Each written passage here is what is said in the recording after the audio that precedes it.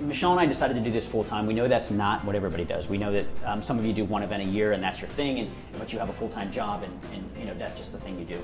So for us, it's what we decided to both do full time. So that right off the bat gives us a competitive advantage in our area against a lot of organizations, because you just don't have too many people that are doing that and that's all they do.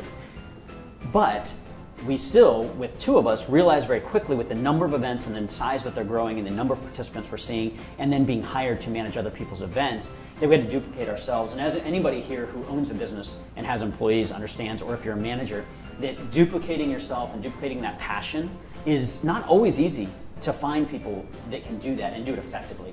So we believe in aces in their places.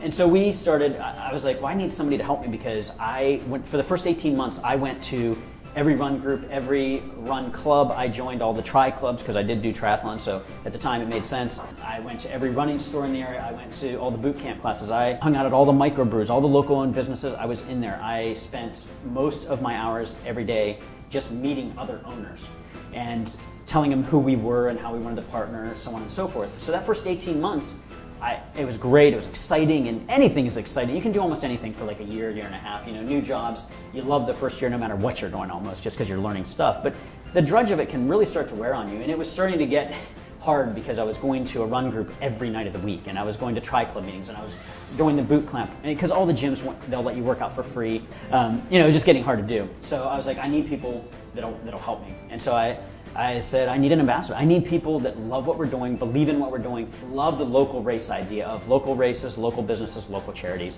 And we do only local humanitarian charities. And I wanted people that believed in that, and they loved talking about it and being fit. So we came up with an ambassador program, and I didn't want to base it on performance. However, we have some extraordinarily fast people. We have 3 people that just ran the Boston Marathon. One of them ran it in 2:18. But that's not our criteria. We reward performance in our races because we agree that people should be recognized for their efforts. But what I was looking for is somebody who believes in our style of races and our brand. And so we found people that, we have a guy that ran in probably 40 of our events, and he just got bigger every race. But he loved who we were, and he was the nicest guy, and he was an ambassador for us. And he'd bring like 6 of his coworkers to all of our events. I mean, whether you are off the couch running or you are Tara Goucher, I don't care. I put on events. Come, whoever you are, I'm going to still have a quality event for you. So I came up with this questionnaire. It was about 5 essay questions and maybe 15, 20 multiple choice questions. And some were just fun and silly, and others were really like, how many times do you race a year? How many times have you volunteered? What's your favorite charity? And then the motto of our company is do what you can, when you can, where you are. We believe in that wholeheartedly. And so we try to be the best at putting on events. And we said, what does do what you can, when you can, where you can mean to you? And the people that kind of really caught us a little, you know, made us a little tear up, is we chose them based on also the other criteria. In our first year, we did 7 people. And I actually had no idea what I was doing. It was a horrible ambassador program, probably. We knew each other. I didn't do anything with them. Second year, put some bones under it, and we had 20 people. And I'm going to talk primarily about this year because it took me 2 years to really understand what I wanted our ambassador program to be all about. We had 110 people apply to be one of our 40 ambassadors. Our ambassadors all race in every single one of our events for free, and we treat them to 4 activities a year, mandatory meetings where we pay and we do something similar to what we're doing here, except it's all about games and we cater to them, and we do that 4 times a year. And when we have a year-end party where we rent out a cabin up in the mountains and we invite everybody up for a big party.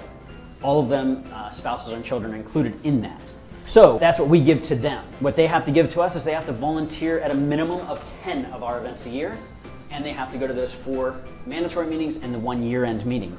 They have to share our promo codes that we give to them on social media. They also attend our run groups. We sponsor pretty much every run club in the area within about a 20-mile radius the first week of every month. So we sponsor about 13 run groups. So we're in front of around 700 to 1,500 racers at various run clubs. And in Colorado, I imagine in all major cities they have a pretty robust run club. I'm not as familiar with it outside of where I am, but where we are, it's extraordinarily popular.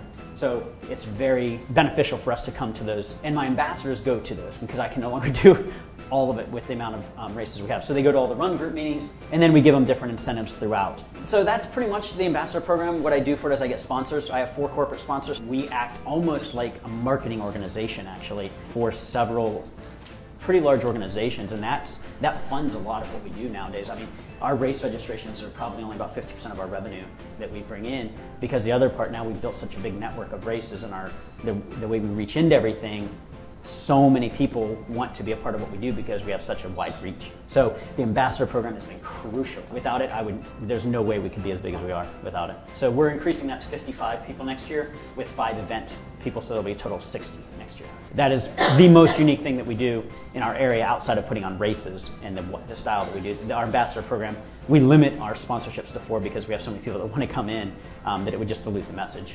So we only allow 4.